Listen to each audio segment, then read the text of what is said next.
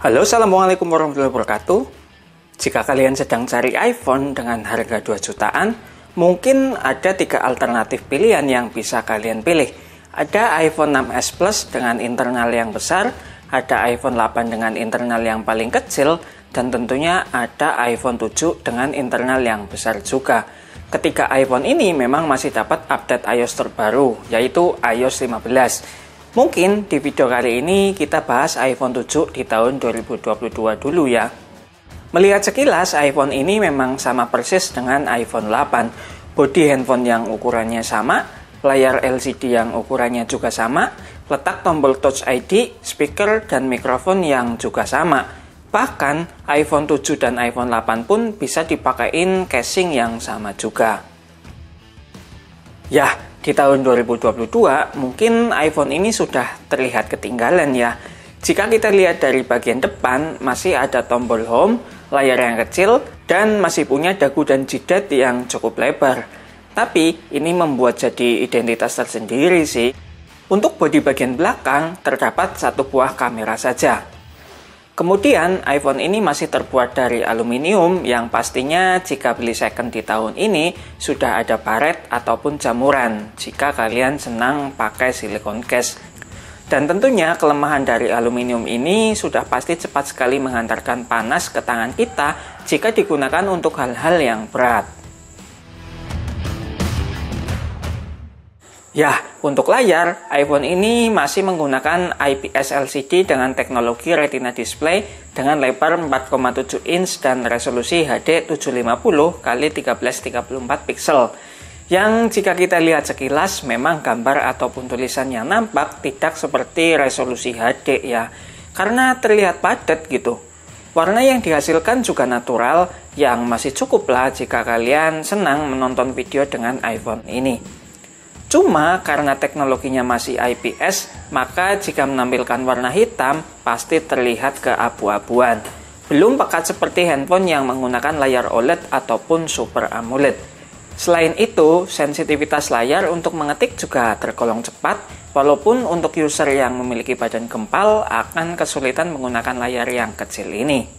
Digunakan di luar ruangan dengan cuaca yang sangat terik juga masih nyaman, dengan kontras cahaya maksimal masih dapat menampilkan tulisan dan gambar yang jelas tanpa harus menyipitkan mata atau menutup LCD dengan tangan agar terlihat.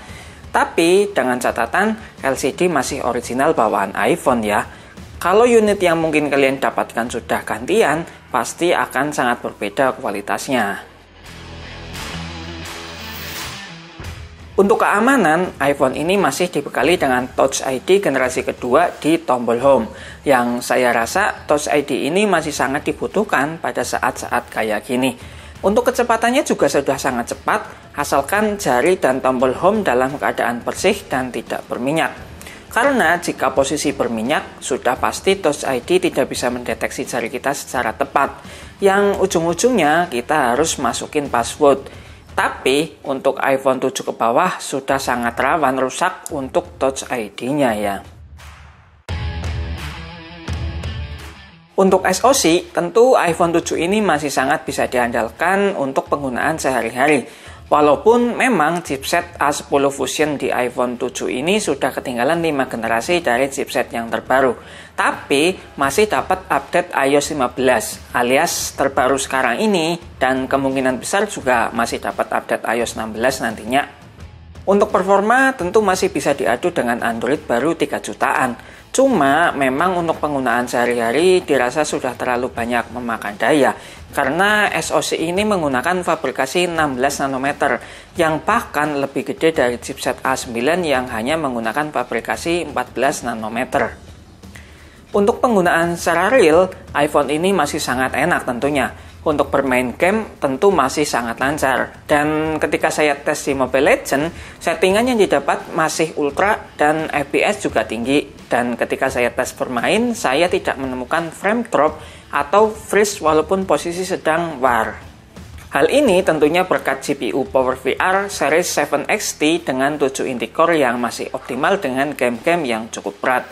Tapi hal ini membuat panas yang dihasilkan juga cukup tinggi, mengingat iPhone ini menggunakan bodi aluminium yang membuat panas yang dialirkan akan cepat sampai ke tangan kita.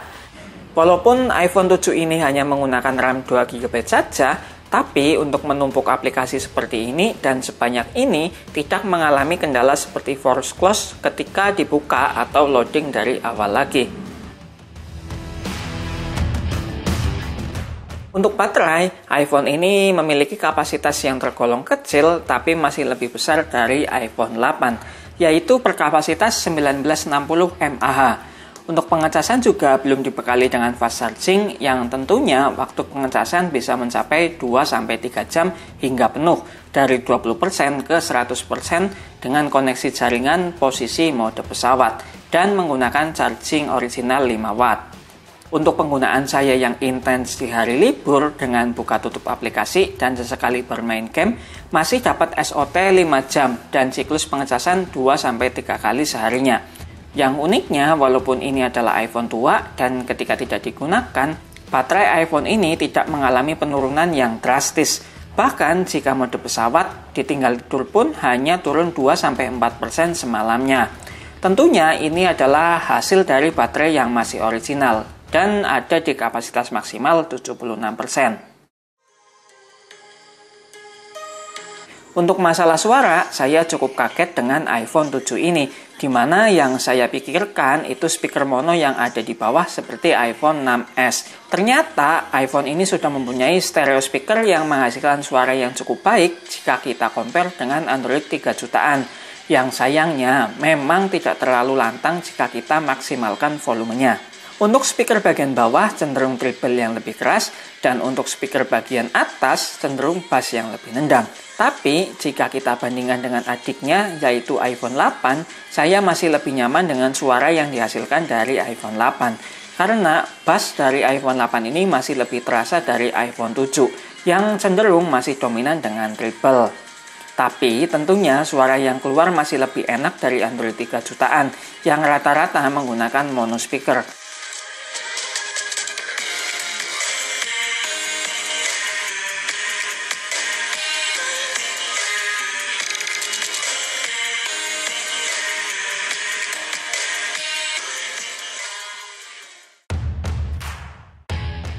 Untuk kamera, iPhone 7 ini sudah tergolong tertinggal ya, karena hanya menggunakan satu buah kamera saja dengan resolusi 12 megapiksel dan menggunakan sensor 1:3 inci yang masih tergolong besar untuk smartphone di tahun ini. Untuk hasil di pencahayaan cukup, memang masih sangat bisa diandalkan untuk foto casual atau sekedar shoot and posting di Instagram.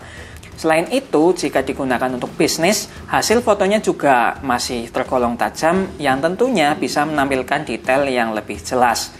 Yang pastinya, kelemahan dari kamera iPhone ini pasti sudah bisa kalian tebak ya, yaitu belum mempunyai mode malam dan belum ada mode portrait seperti di iPhone XR. Ya, tentunya karena chipset yang sudah tua ini ya. Untuk hasil video memang sangat bisa diandalkan. Kamera iPhone ini masih sanggup merekam dengan resolusi 4K 30 frame per second, yang tentunya hasil akan lebih tajam dari Full HD. Tapi menurut saya lebih enak menggunakan Full HD 60 fps saja, yang hasilnya lebih smooth. Dan buat kalian yang suka edit-edit slow-mo, juga hasilnya tidak akan patah-patah.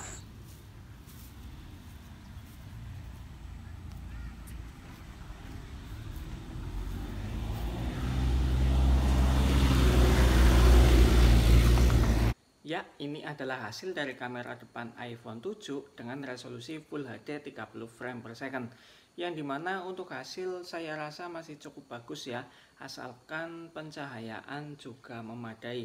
Nah, di sini pencahayaan yang saya lakukan adalah dengan satu bohlam ya, satu LED yang menurut saya memang hasilnya masih cukup lumayan bagus.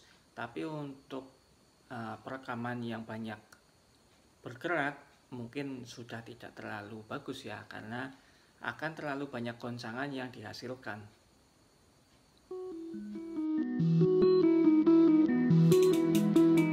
Dan mungkin cukup segini dulu ya review iPhone 7 di tahun 2022. Yang bisa saya simpulkan, kalau iPhone ini masih cocok untuk orang yang simple dalam menggunakan handphone, tidak terlalu intens bermain game, senang dengan ukuran compact, tidak ribet jika keluar rumah bawa powerbank ataupun charger. Nantinya saya akan gunakan iPhone 7 ini sebagai daily driver saya selama kurang lebih 1 bulan. Yang sebenarnya sebelum video ini tayang pun sudah saya gunakan sebagai HP utama menggantikan iPhone 8 ini. Jika kalian ada yang mau ditanyakan seputar iPhone 7 ini, bisa langsung tulis di kolom komentar ya. Jangan lupa like, komen, dan juga subscribe biar Mas Zenot semakin berkembang. Semoga video ini bermanfaat dan terima kasih. Wassalamualaikum warahmatullahi wabarakatuh.